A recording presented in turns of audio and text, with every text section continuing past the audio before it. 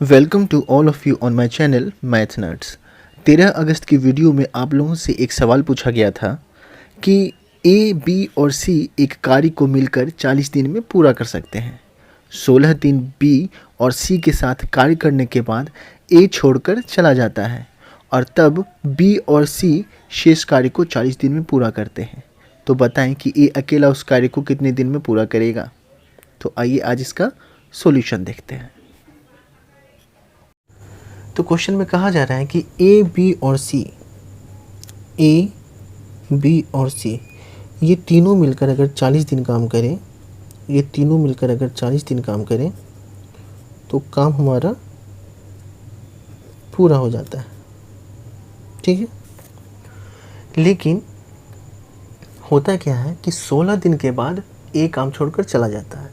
मतलब ए ने 16 दिन काम किया, ठीक है, तो तब तक तो बी ने भी 16 दिन काम कर ही लिया होगा और सी ने भी 16 दिन काम कर लिया होगा। लेकिन 16 दिन के बाद ए काम छोड़कर चला जाता है तो बाकी बचे हुए शेष काम को बी और सी पूरा करते हैं 40 दिनों में।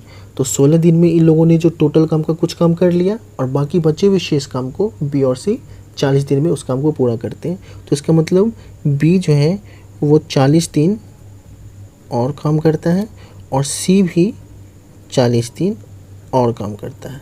मतलब बी टोटल 56 दिन काम करता है और सी टोटल ये भी 56 दिन काम करता है। ठीक है, लेकिन क्वेश्चन में कहा गया था कि ए, बी और सी तीनों 40 दिन काम करें तो काम पूरा हो जाता है। तो अगर देखा जाए तो ए ने 16 दिन काम किया, इसका मतलब ए ने 24 दिन कम काम किया। बी की बात किया जाए तो बी ने 16 दिन एक्स्ट्रा काम किया। वहीं सी की बात की जाए तो सी ने भी 16 दिन एक्स्ट्रा काम किया। ठीक है, तो ये 16 दिन बी और सी ये दोनों 16 दिन एक्स्ट्रा काम क्यों किए? क्योंकि ए ने 24 दिन कम काम किया। तो मतलब ए जो है 24 दिन में जितना काम करता उस काम को करने के लिए बी और सी ने 16 दिन काम किए। तो यहाँ से हम कह सकते हैं कि ए के द्वारा 24 दिन में किया गया कार्य बी और सी के द्वारा 16 दिन में किए गए कार्य के बराबर होगा।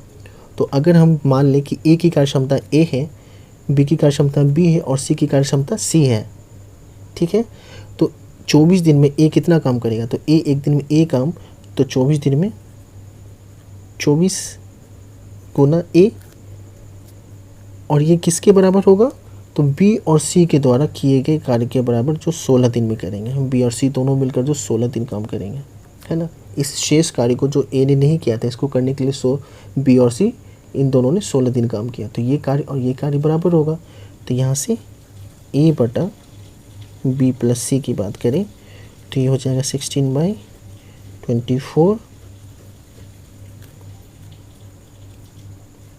तो A by B plus C equals to 2/3।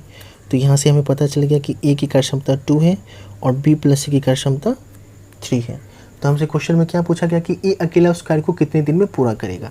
तो ए की कार्य क्षमता तो हमें पता चल गई, लेकिन अभी हमें टोटल वर्क पता नहीं है ना। अगर हमें टोटल वर्क पता होगा, जैसे अगर पता रहे कि हाँ टोटल काम 20 है, तो एक दिन में 2 काम करता है तो 20 काम 20/2 मतलब 10 दिन में पूरा कर लेगा, है ना। तो हमें टोटल वर्क अभी पता नहीं है, तो टोटल वर्क निकालना है।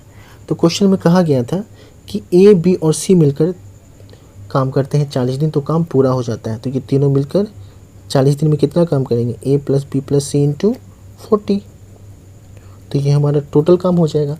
और ए की वैल्यू है 2 और बी प्लस सी की वैल्यू है 3। तो 2 + 3 इंटू 40, तो 5 इंटू 40 मतलब 200। ये हमारा हो गया टोटल वर्क। तो अब हमें टोटल वर्क पता चल गया। तो ए एक दिन में 2 काम करता है तो 200 काम 200/2 मतलब 100 दिन। तो ए अकेला इस पूरे काम को 100 दिनों में समाप्त कर लेगा।